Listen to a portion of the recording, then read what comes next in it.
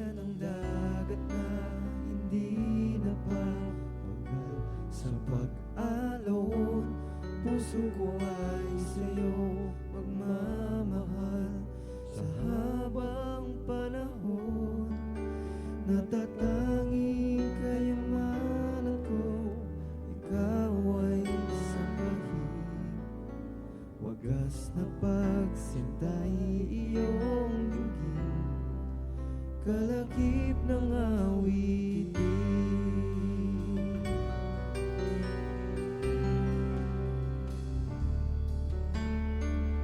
Kung mayroon lamang ako sa libong buhay, hindi pagkakait, lahat sa'yo'y ibibigay.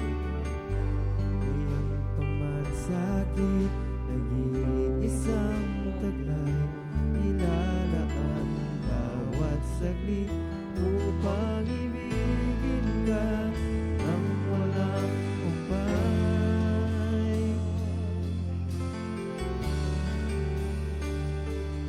Gaya ng dagat na hindi napapagal sa pag-alon, puso ko ay sa'yo magmamahal. Sa habang panahon, natatanging kayamanan ko, ikaw ay sambahin. Wagas na pagsintay iyong dinggin, kalakip ng awitin. Gaya ng dagat na hindi napapagal sa pag-alon, puso ko ay sa'yo magmamahal. Sa habang panahon, natatanging kayamanan ko, ikaw ay sambahin. Wagas na pagsintay iyong dinggin, wagas na pagsintay iyong dinggin, wagas na pagsintay iyong dinggin, kalakip ng awitin. Palakpakan po natin ang ating Panginoon. Hallelujah.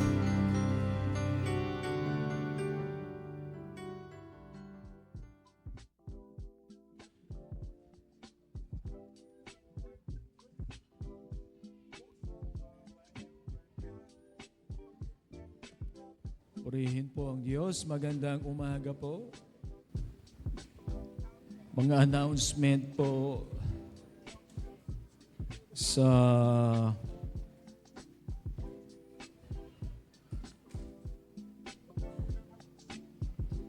December 22 ay mayroon po tayong Christmas party 2 weeks from now.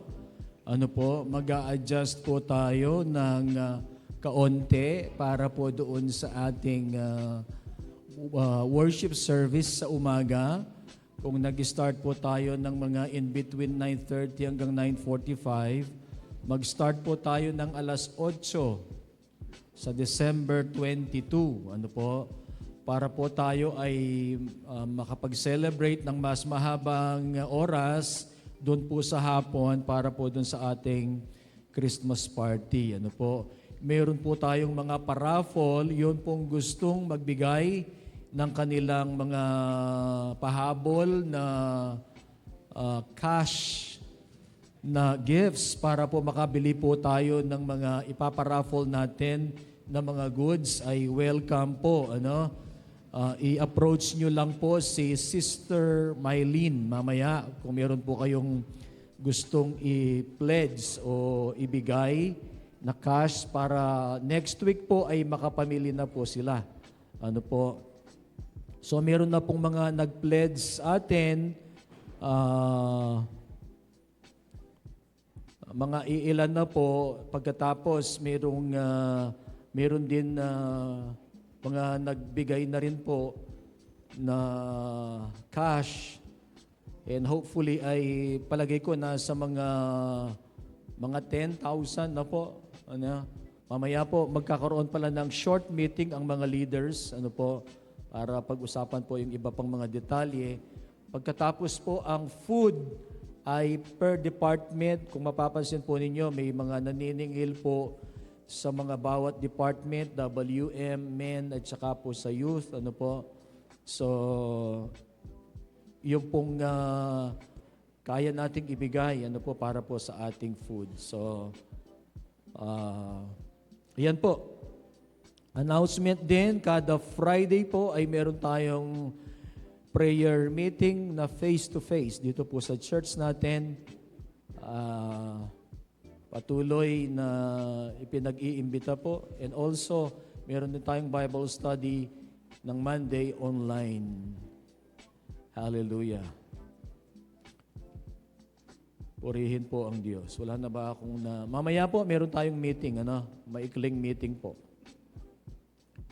Kung meron po kayong mga Bible, ay buksan po natin sa Luke chapter 2, verses 1 up to 21. Mahaba po ng konti,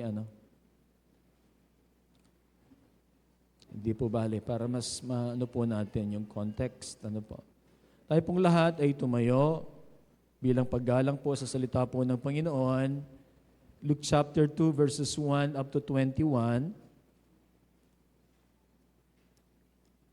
Ito po ang sinasabi po sa New International Version, Luke chapter 2, verses 1 up to 21. In those days, Caesar Augustus issued a decree that a census should be taken of the entire Roman world. This was the first census that took place while Quirinius was governor of Syria.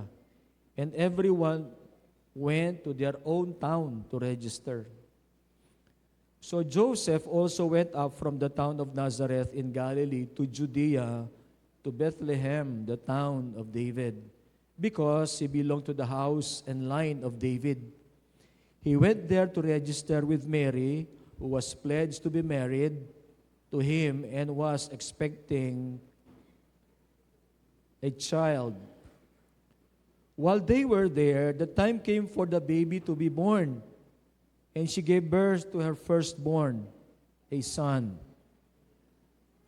She wrapped him in clothes and placed him in a manger because there was no guest room available for them. And there were shepherds living out in the fields nearby, keeping watch over their flocks at night. An angel of the Lord appeared to them, and the glory of the Lord shone around them, and they were terrified. But the angel said to them, "Do not be afraid. I bring you good news that will cause great joy for all the people. Today, in the town of David, a Savior has been born to you. He is the Messiah, the Lord. This will be a sign to you. You will find a baby wrapped in clothes and lying in a manger." Suddenly, a great company of the heavenly host appeared with the angel, praising God and saying, "Glory to God in the highest heaven, and on earth peace to those on whom His favor rests." When the angels had left them and gone into heaven, the shepherds said to one another, "Let's go to Bethlehem and see this thing that has happened, which the Lord has told us about." So they hurried off and found Mary and Joseph and the baby who was lying in the manger. When they had seen him, they spread the word concerning what had been told them about this child, and all who heard it were amazed at what the shepherds said to them. But Mary treasured up all these things and pondered them in her heart. The shepherds returned, glorifying and praising God for all the things they had heard and seen, which were just as they had been told. On the 8th day, when it was time to circumcise the child, he was named Jesus, the name the angel had given him before he was conceived. Tayo po'y manalangin. Panginoon, nagpapasalamat kami sa pagkakataon pong inyong ibinigay sa amin so that we can honor you, worship you, give thanks to you. Lord, we pray na pangunahan mo po kami ngayong araw. Lord, we continue to humble ourselves before you Acknowledging, Lord, our need for God. Acknowledging that apart from you, we can do nothing. Hiling namin, O Diyos, ang pagkilos mo po, ang paghipo mo sa aming mga puso. Lord, we believe that more than what we expect from you ay ikaw po ang magkakaloob. Lord, we humble ourselves and we believe in your word, we believe in you. Salamat po.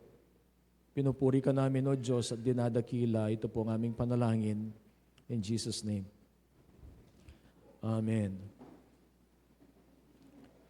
Every year po, we celebrate Christmas. Amen.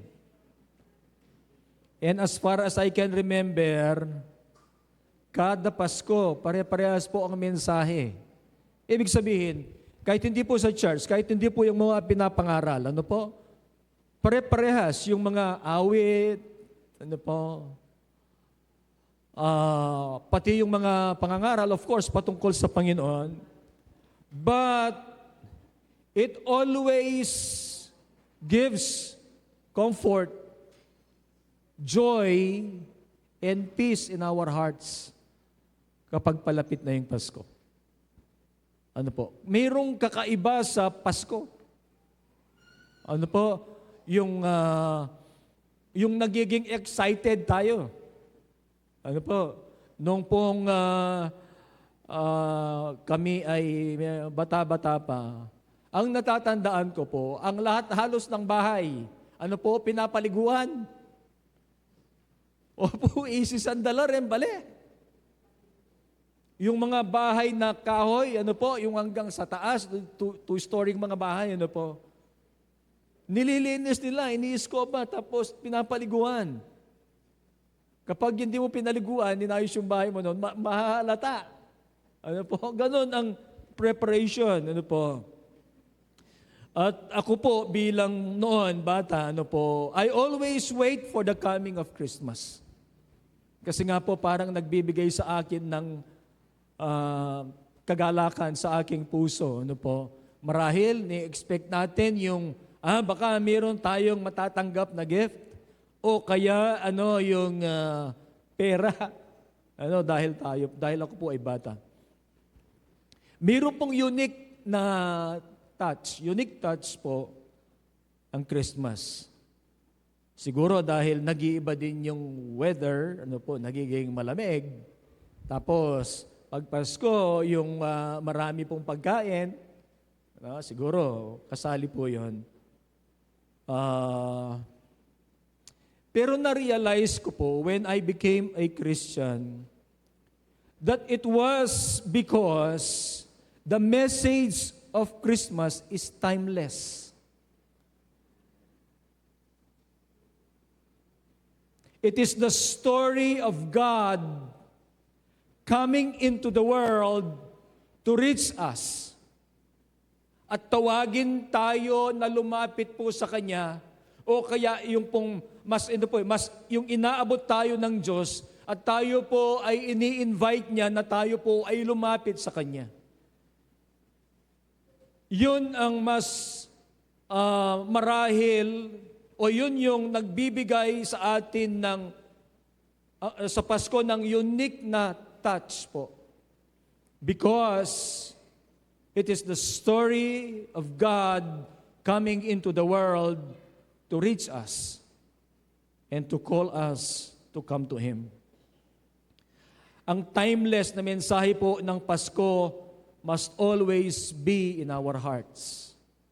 Ano po? Hoping that as the time passes and as we come to know the Lord now, dahil tayo po ay mga mananampalataya ng ating Panginoong Jesucristo, ang mensahe po ay hindi lamang sana manatili sa atin, but the message will move us to share the love of Jesus, the salvation that is in Christ Jesus, that the Lord offers to everyone. Amen. Upang hindi lamang po tayo ang makaranas ng kagalakan na nanggagaling sa Diyos, na hindi lamang superficial na nanggagaling po doon sa mga bagay na pwede nating matanggap sa mundong ito, but it's deeper sense, the deeper sense of joy because we have Jesus Christ in our hearts. Amen.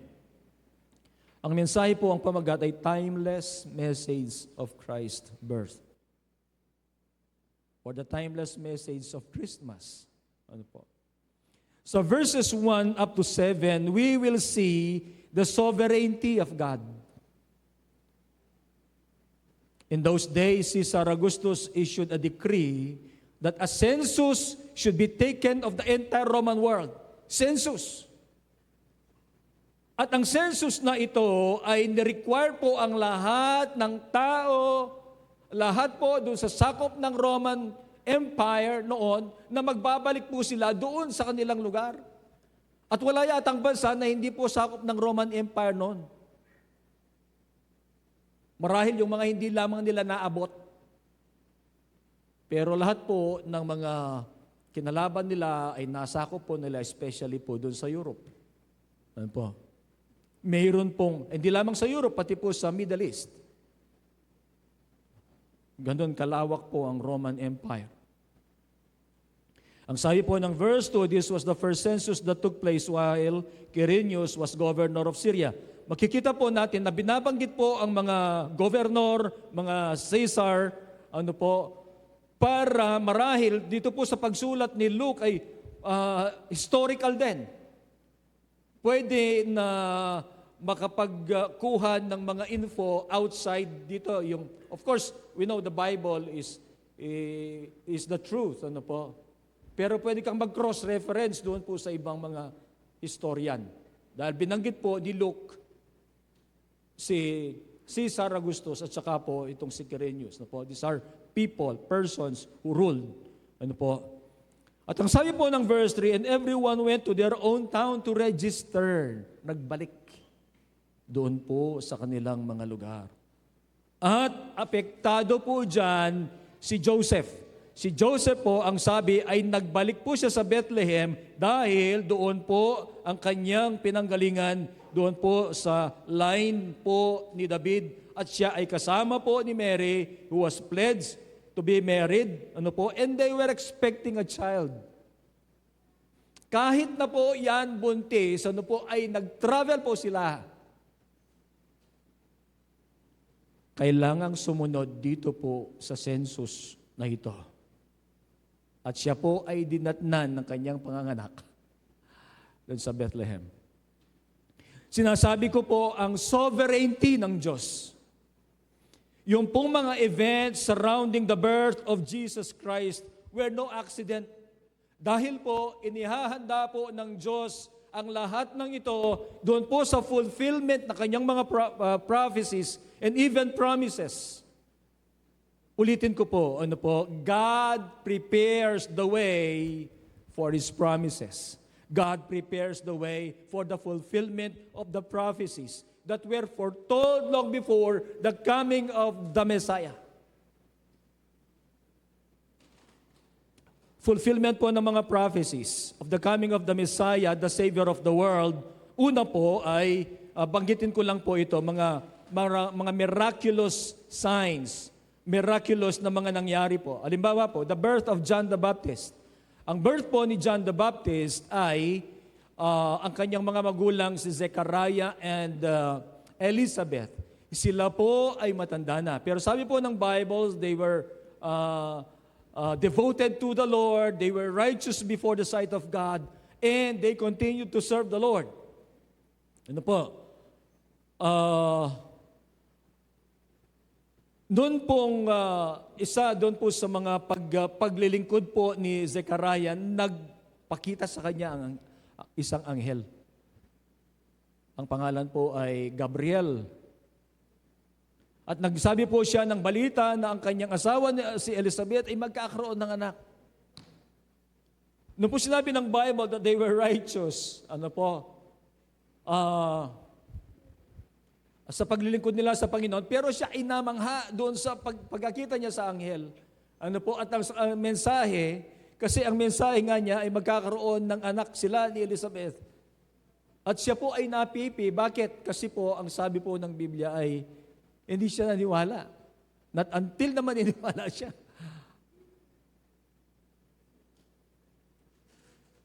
Bakit po na mangyayari iyon? The miraculous birth or the miraculous conception also of John the Baptist. Why? Because the Bible says in Isaiah chapter 40 verse 3, a voice of one calling, in the wilderness, prepare the way of the Lord. Make straight in the desert a highway for our God. Ang sabi po ng Isaiah 40 verse 3. Ito po ay fulfillment ng Isaiah 40 verse 3 so that John can prepare the way for the Lord. Ang point po ay ito, kahit po imposible yan, kahit po yung kanyang mga magulang ay past the age of childbearing at wala nang pag-asa, ay in order to fulfill the prophecy of the coming of the Messiah, mangyayari po na magkakaroon ng anak si Elizabeth at saka si Zechariah. At ang kanilang anak na si John will prepare the way for the Lord. The virgin birth of Jesus Christ. Ito, yung virgin birth ng Panginoong Jesucristo. Kung imposible ang kay Elizabeth at saka kay Zechariah, mas imposible ang kay Mary. Because it will not involve a man. Ano po? Virgin birth ito. Sinabi yan ng Isaiah chapter 9 verse 6, for to us a child is born, to us a son is given, the government will be on his shoulders, and he will be called Wonderful, Counselor, Mighty God, Everlasting Father, Prince of Peace. Ano po? At yung mga prophecies pa that concerning the coming of the Messiah, virgin birth. These are all impossible things. Pero po, magkakaroon ng katuparan para i-fulfill ang pagdating po ng tagapagligtas. Now, balikan po natin ang ating text. God even used the decree of Caesar Augustus. Para saan po? To fulfill His promise in Micah chapter 5 verse 2. That the Savior will be born doon po sa Bethlehem. Persado po silang pumunta sa Jerusalem. Ano po? Tingnan mo naman yung timing. Tingnan mo naman yung decree. Ano po? Hindi po mga coincidences ito. Kasali po sa plano ng Panginoon. God even used the decree of Caesar Augustus to fulfill His promise in Micah chapter 5 verse 2. That the Messiah would be born in Bethlehem. Ang sabi po, but you, Bethlehem, Ephrata, though you are small among the clans of Judah, out of you will come for me one who will be ruler over Israel, whose origins are from of old, from ancient times. Ibig sabihin, wala pong pinanggalingan yan. From eternity, ang darating po dito. The Messiah. From ancient times.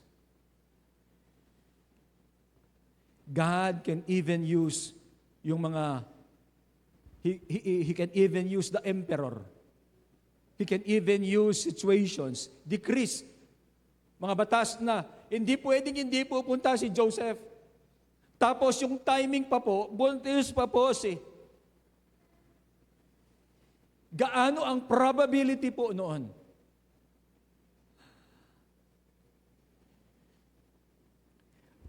God is sovereign. Amen. God can and God will do the impossible upang i-fulfill po ang kanyang mga pangako. Upang i-fulfill ang mga sinabi po niya, yung mga prophecies na nauna na po bago dumating ang pagdating o pagsilang ng tagapagligtas. Ano po? Kahit na sa gitna po ng mga political, social upheaval, God can orchestrate the fulfillment of His plan.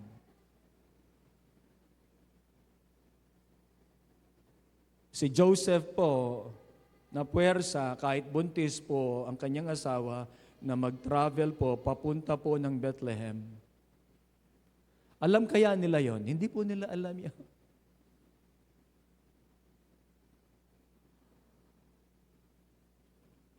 Nung mangyari, marahil kung babalikan nila,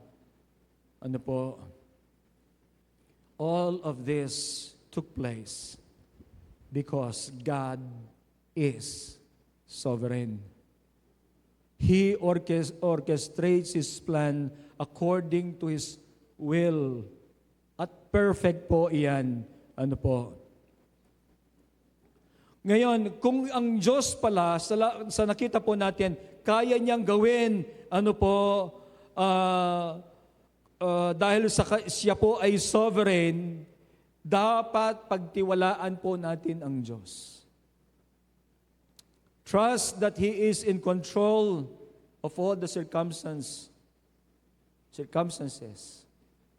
He is in control doon po sa ating mga buhay. He is in control of what is happening doon po sa mga puso ng hari. Kagaya po ng decree ni Caesar Augustus. Hawak niya ang puso ng tao at kaya niya kung saan niya i-direct ang puso ng tao upang mangyari ang kanyang kalooban. God is sovereign. Trust that He is in control of the circumstances even when life is chaotic or uncertain.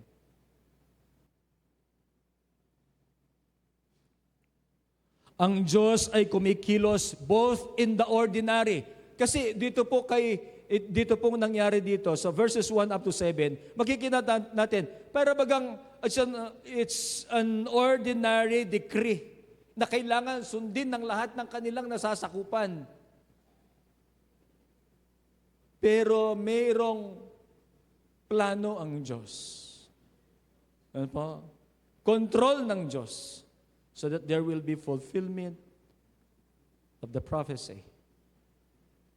God is sovereign. God can use the seeming ordinary, and God can also use extraordinary means. Kagaya po ng kay John the Baptist, kagaya po ng sa pagkapanganak ng ating Panginoong Jesucristo. He can also use extraordinary means to accomplish His purposes. God is sovereign. We must trust Him.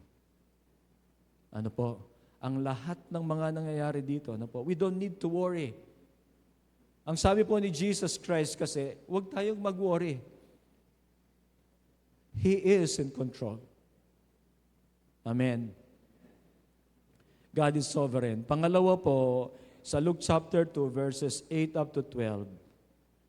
Ang sabi po, and there were shepherds living out in the fields nearby, keeping watch over their flocks at night. An angel of the Lord appeared to them, and the glory of the Lord shone around them, and they were terrified. But the angel of the Lord, do not be afraid. I bring you good news that will cause great joy for all the people. Today, in the town of David, a Savior has been born to you. He is the Messiah, the Lord. This will be a sign to you. You will find a baby wrapped in clothes and lying in a manger. Jesus is the King of Kings and the Lord of Lords. Ang sabi po ng Revelation. Ang sabi po doon sa sulat ni Apostle Paul, every knee will bow and every tongue will confess that Jesus Christ is Lord to the glory of God the Father. He is the King of Kings, the Lord of Lords. And He will rule, and someday, darating po siya, and we will see Him, Hindi nakagaya ng pagdating po niya nung araw ng Pasko, unang Pasko. Jesus, the King of Kings, came into the world in the most humble circumstances.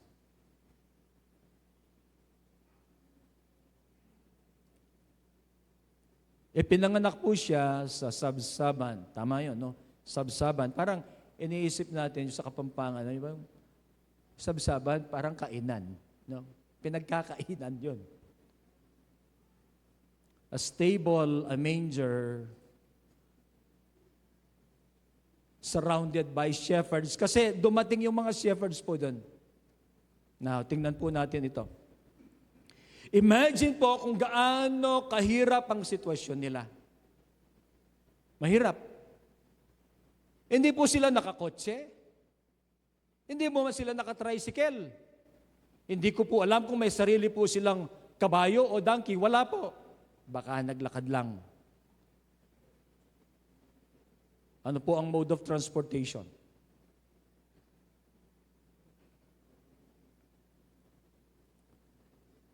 Imagine the difficulty.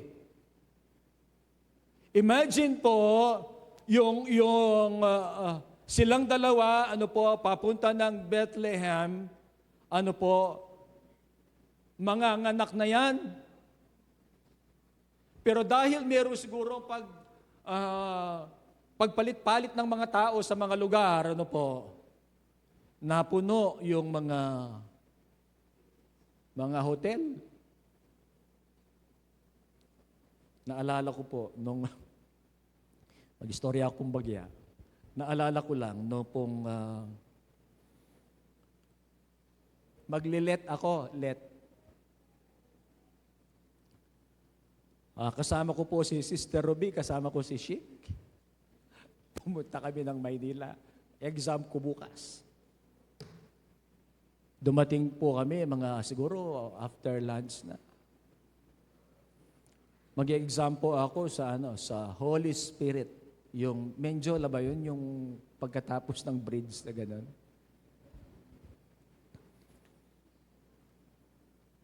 Naghahanap kami ng matutulugan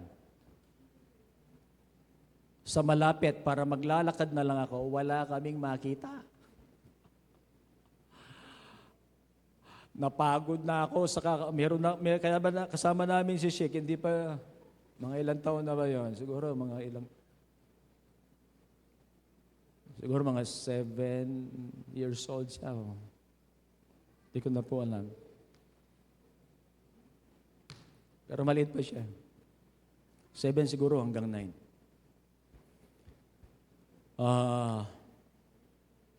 Napagod ako. Sabi ko kay Sister B, bulitan. Hindi na ako mag-e-exam. Kasi puno yung mga lahat ng malapit po doon sa kung saan ako mag-e-exam. Napagod na ako. Buti sabi niya, maghintay ka dyan. Ako maghahanap. May glawe po, di rutan eh. Buti nakakita siya. Kung hindi, talagang uuwi na ako noon. Ako napagod na noon eh. How much more dito? Wala po silang makitang tulugan. Tapos buntis pa siya. Si Mary. Imagine how difficult the situation. Ang nangyari po ay nanganak si Mary sa sabsaban. Maganda lang po kapag, halimbawa, di ba sa Tarlac mayroong Belen na contest?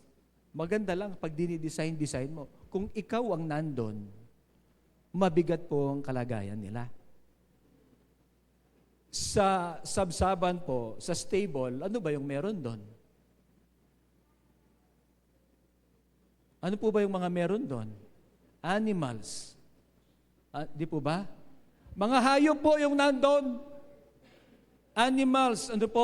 Napunta na ba kayo? Doon po, nung wala pang mga makinarya sa field, sa mga farm, ano pong ginagamit po nila? Dito po sa atin, kalabaw. Pag malawak ang iyong baka marami kang kalabaw. Sa mga bandang norte po yata, baka, Ngayon, kapag pumunta ka po doon, mabaho po doon. Mabaho. Kasi doon po sila nagdudumi. Imagine po yung kalagayan po nila kung ang sabi ng Bible ay nandun sila doon sa stable, ano po, at si Jesus, kaya nga makikita natin pag sa mga bilan, meron pong mga animals doon eh. Pero hindi po mabango yon. Mabigat po ang kalagayan. Ano po? At si Jesus, he was in a manger. Ano po ba yung manger? Ang manger po ay kainan ng mga animals. Iyon po ay parang straw. Na po, kahoy po yon, nandoon nilalagay yung pagkain po ng mga animals. Manger. Kaya Kapampangan, may itong niya pong Barrio Kenny. Ganyan po yung Barrio Kenning. Tingnan ko lang sa Kapampangan. Nabasa ko po kasi kanina eh. Para po maano natin.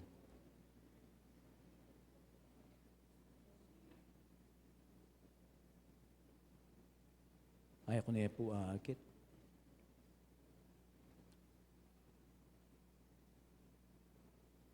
Anyway, lilibangan. Ayun, nakita ko, lilibangan. Ang lilibangan, sabi na po, sa Kapampangan na yan, inya, may marlagwalang meko at atagpuan de Maria at Jose at ikitde king ingbingot ang makakera king lilibangan. Ing lilibangan pala. Apin niya po ing manger. Apin niya itang yung paglagyan ng pagkain. Yun pala ang lilibangan. Ay, ang lilibangan, alam ko na.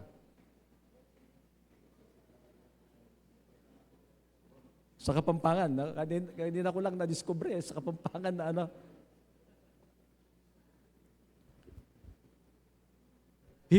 They were in a stable and Jesus was in a lilibangan or in a manger and they were surrounded by shepherds. Shepherds, hindi nila kakilala. Sinabi ng angel na tapos pumunta. Walang royalty. Not royalty. Hindi royalty ang mga dumating. Kapag ngayon po, di ba?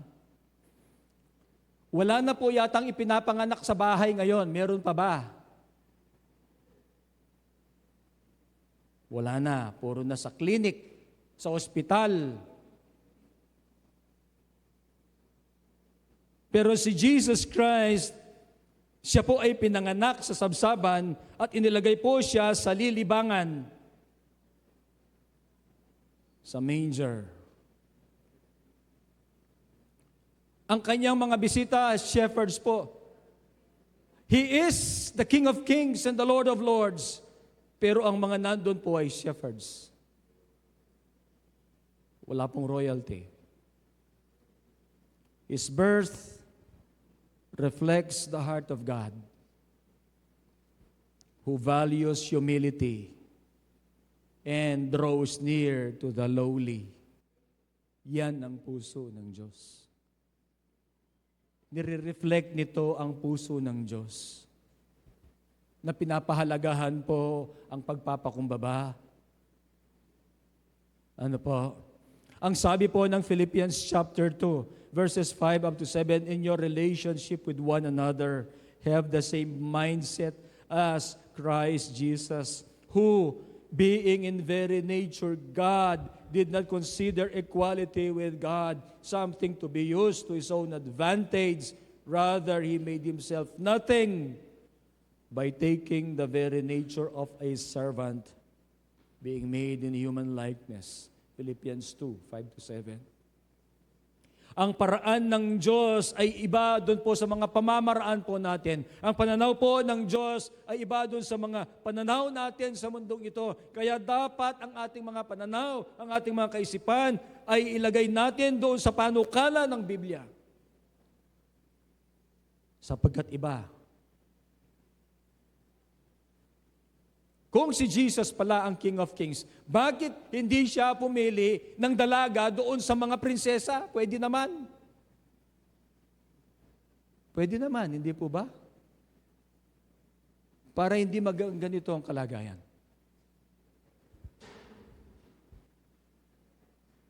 But this reflects the heart of God. Ano po?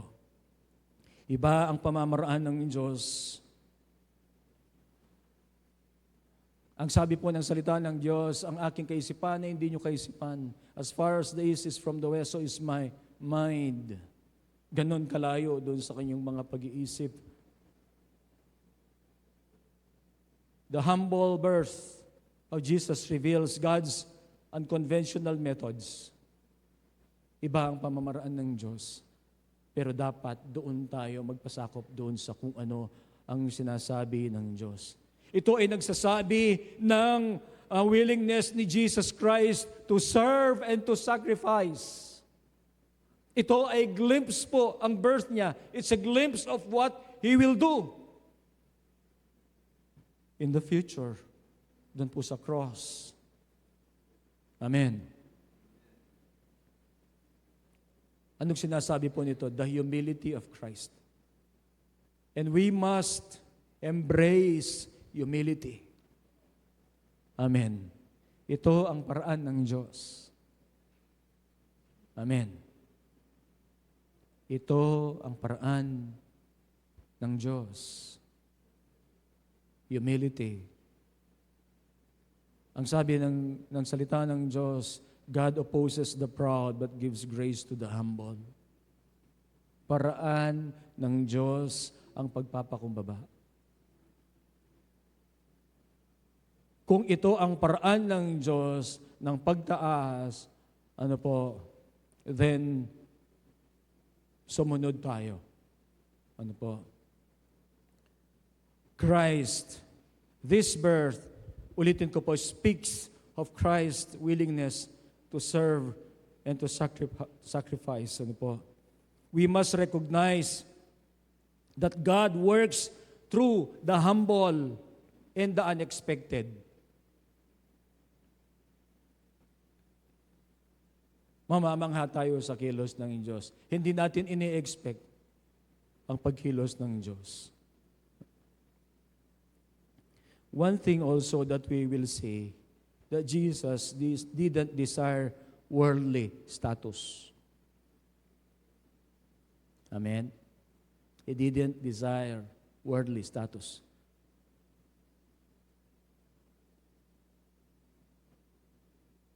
Pero madalas tayo po, we desire that.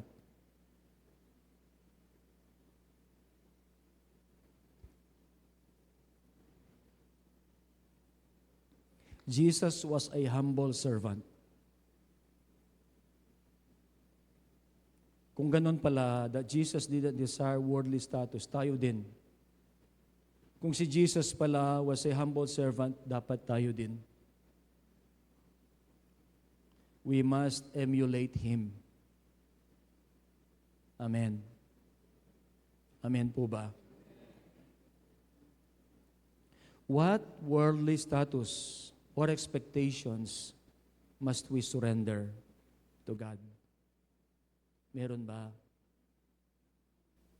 Meron ba tayong dapat isuko sa Diyos? Na hinahanap natin yung worldly status. We crave for that worldly status. Or yung mga palakpak ng mundong ito. What worldly status must we surrender to God? Timeless message of Christ's birth. God is sovereign. Timeless message of Christ's birth. Humility. Pangatlo po, timeless message of Christ's birth. Peace through reconciliation. Ang mga angels po, they declared that Jesus' birth will bring great joy and peace. Ang sabi po ay, but the angel said to them, do not be afraid. I bring you good news that will cause great joy for all the people. Ano ang balitang yon? Sabi kasi niya, I bring you good news that will cause great joy for all the people. Ano yon? Sa verse 11, sabi niya, today, in the town of David, a Savior has been born to you. He is the Messiah, the Lord. This will be a sign to you. Sino ba yung tagapagligtas na yan? Sabi niya, you will find a baby wrapped in clothes and lying in a manger. So hindi po, yung baby, yun po yung Savior. Yun po yung Messiah, yung baby po. Ano? And that will bring great joy and peace. At ang kapayapaang pong ito, it is not just the absence of conflict, but ito pong kapayapaan na ito, it is because man is reconciled to God through Jesus Christ. Ang tagapagligtas na ito, ilalapit niya ang tao sa Diyos. I-reconcile niya ang tao sa Diyos. Ang sabi po, balikan ko po yung prayer na tinuro ni Jesus Christ. Ang sabi, this is how you should pray. Our Father in heaven. Parati ko pong in-emphasize ito. Si Jesus po, sinabi niya sa kanyang mga disciples, you are now reconciled to God. He is your Father. You have a relationship to God. He is your Father.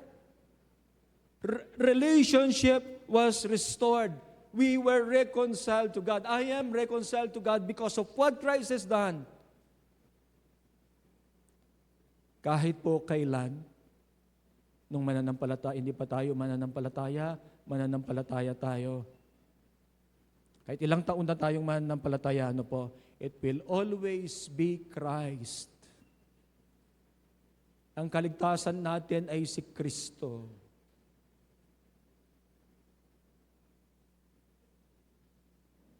Pag tayo po ay mananampalataya na, it's as if through our work, ay hindi po kailanman magiging work.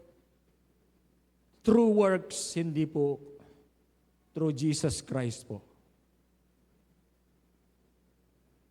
Magbuhat sa umpisa hanggang wakas, si Jesus Christ po. Ang pangalan po niya, Alpha and Omega. I am the beginning and the last. Kailangan natin siya from beginning to last. Ang kapayapaan pong ito ay hindi po dahil na walang conflict, but it is because God or Jesus Christ reconciled us to God. We were reconciled to God through Jesus Christ. We can now call God our Father. He is my Father. God is your Father. At sabi po ng salita ng Diyos sa Romans chapter 8 verse 1, there is therefore now no condemnation who are in Christ. At dahil dyan wala tayong condemnation dahil sa ginawa ni Jesus Christ, ang sabi pa rin ng Romans 8, we can call God Abba, our Father. At dahil po dyan, we experience peace in our hearts because we were reconciled to God.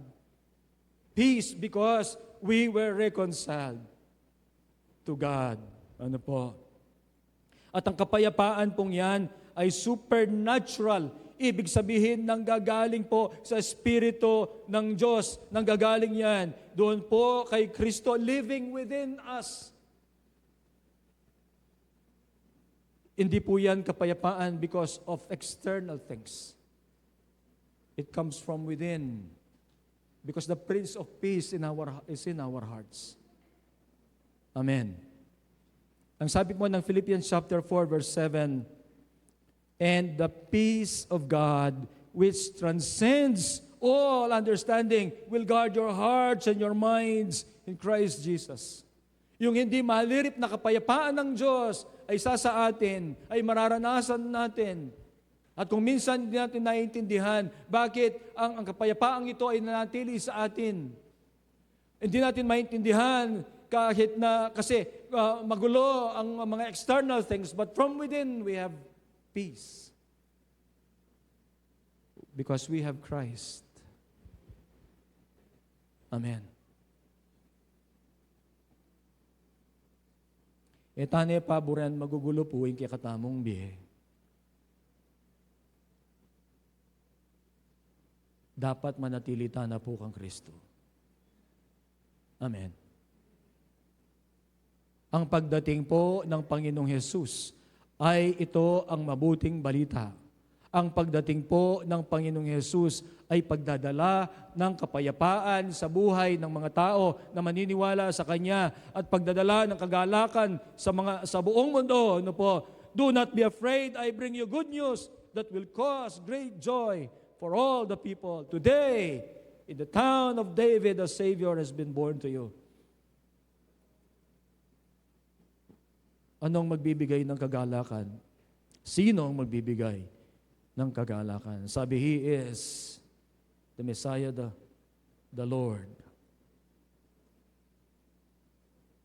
Siya ang dahilan po ng ating kapayapaan at kagalakan.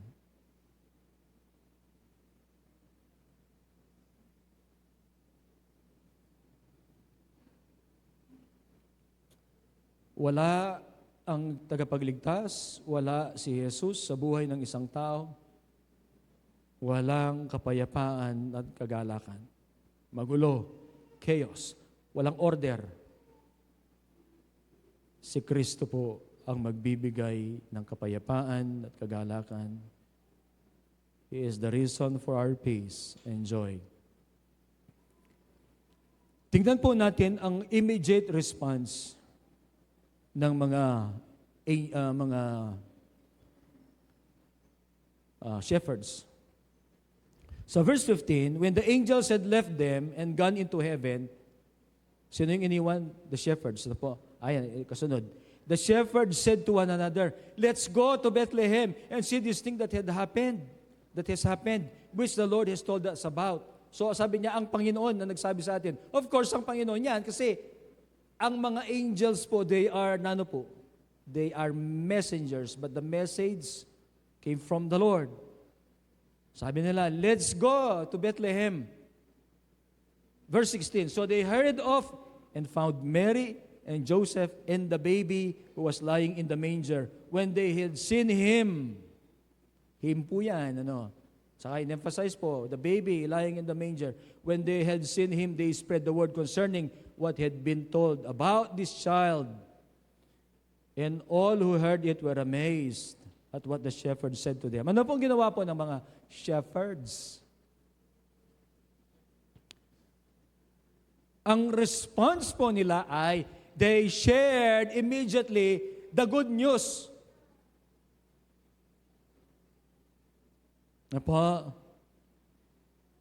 They spread the word concerning what had been told about this child. Dapat ganon po tayo.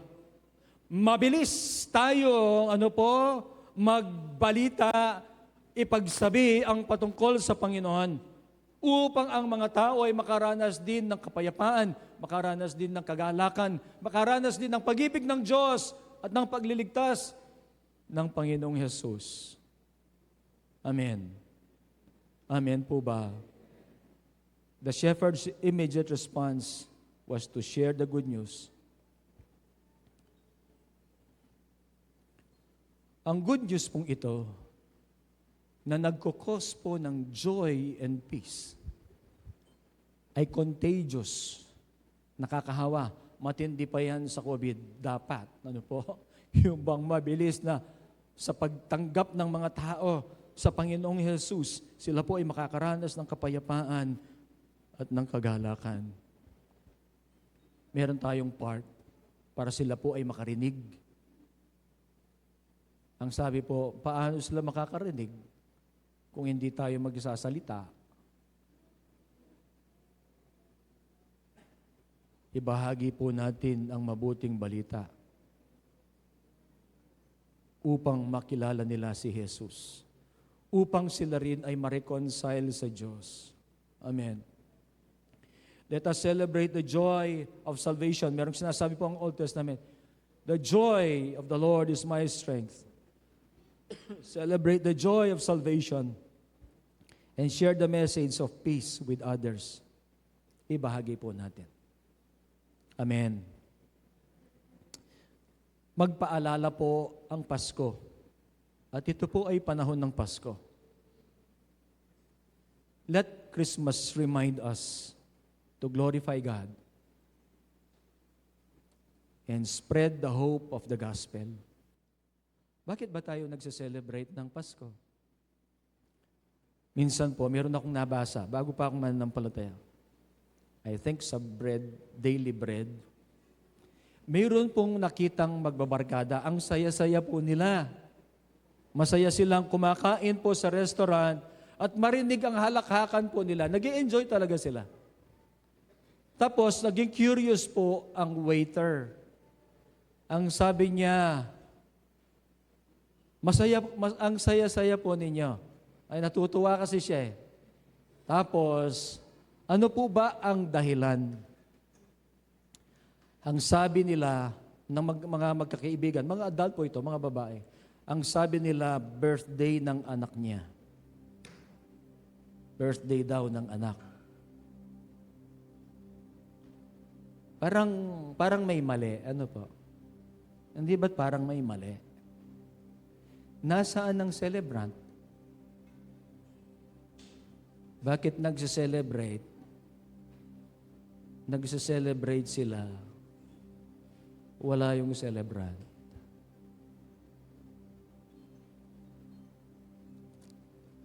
Alam po natin ang Pasko ay kahit hindi natin alam yung exact date, alam natin that we celebrate the birth of Christ. Hindi po dapat mawala ang Panginoon. Amen. Hindi dapat mawala ang Panginoon sa mga celebration. Kasi siya ang sineselebrate po natin. Amen. Hindi yung nagkakasayahan, ano po kagaya po ng mga magkakaibigan. They were celebrating yung birthday ng anak ng isa. Pero wala naman yung anak. Makalungkot po, patsya mga nito. Ito. Ngayon pong Pasko, o as we celebrate Christmas, we must remember the sovereignty of God. That He is in control of everything. At kayang gawin ng Diyos, yung mga parabang mga ordinaryo lang, pero move ng Diyos yan, hindi natin nakikita. And He can also move in extraordinary or unnatural. Ano po? Supernatural. Alalahanin po natin na sa Paskong ito ay tayo po ay maging mapagpakumbaba. Hindi lamang sa Pasko. This is the message of Christ. Ano po? Na dapat nandun po yung ating humility. At pangatlo po ay yung joy and peace that comes from us being reconciled to God. Ano po? Through Jesus Christ. Ano po? And also our response should be like the shepherds. We come to Christ. Ano po? We come to Christ. Hear the message. Worship. Worship Christ. Worship Him. And share the good news. Share the good news about Jesus Christ. Amen. Let's all stand po.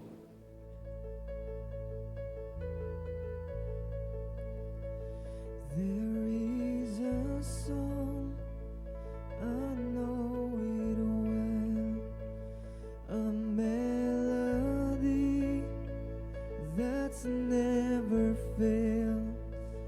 On mountains high, in valleys low, my soul will rest, my confidence in you alone.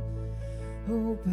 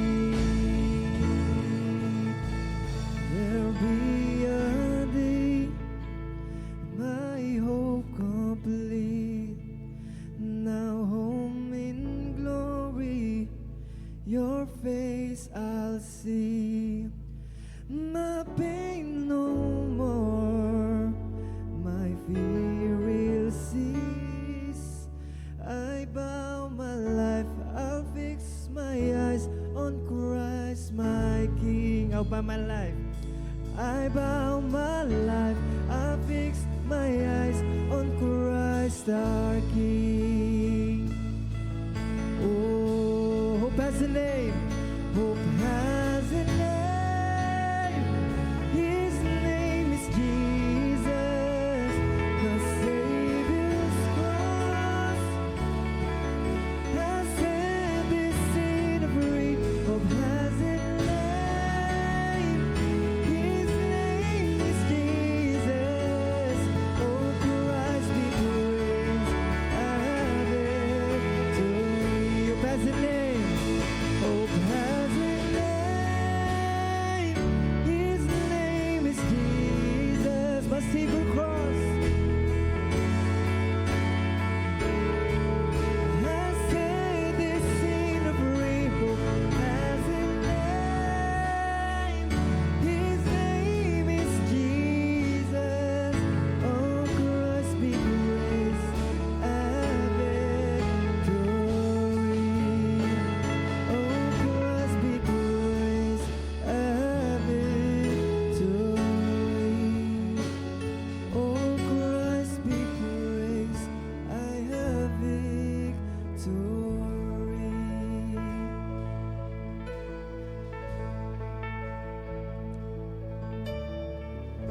Hallelujah.